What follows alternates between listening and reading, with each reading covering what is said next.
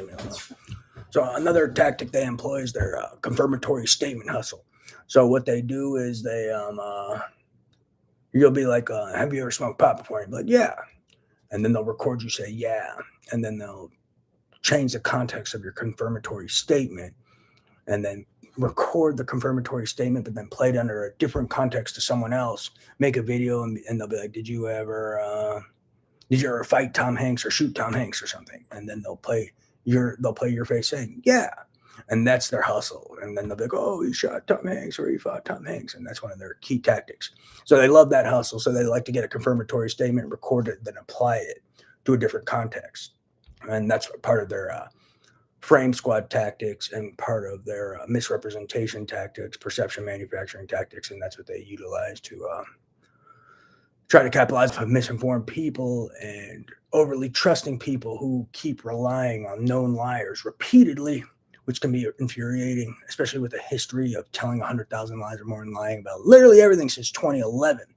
So I'm a little frustrated by that. But yeah, that's some of the different tactics they employ. If you read my methods of analysis, it's 1,400 pages. You'll catch these guys in so many goddamn hustles, your mind would be blown. Bet my life, like a two-pronged frame squad attack where they fired the skeletons. They call skeletons that they fire these outlines of images and try to spawn something in your brain. But what they do is they have two prongs, two guys working. So they fire the skeleton at the neural implant, and then at the same time they've got the quantum computer guy, and he's interacting with the neural implant at the same time. So the skeleton hits, the quantum computer is interacting with the neural implant, and then they try to influence the outcome of the image as opposed to your brain creating the image. And that's one of their frame squad tactics, a two-prong. So now you'll see in the mind's eye, and then they'll think, "Oh, look what it spawned," but it's really a manufactured image using a quantum computer. So that's one of their tactics too. Yeah, they got all sorts of weird frame squad tactics. They'll love to cover up that the neural implant can receive images that you'll see in the mind's eye. That's how I made the bringing sight to the blind idea.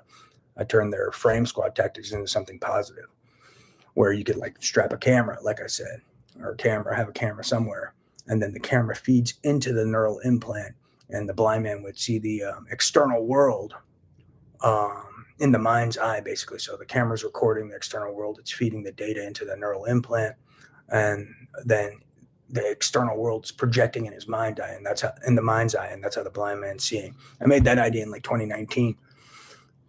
When I made that idea, what'd they do? They all said he's psychotic, but then a lot of these kids stole the idea and pretended it was theirs and were probably getting BCIs, probably trying to implement it covertly. But the reason why they said I was psychotic is, why do you think?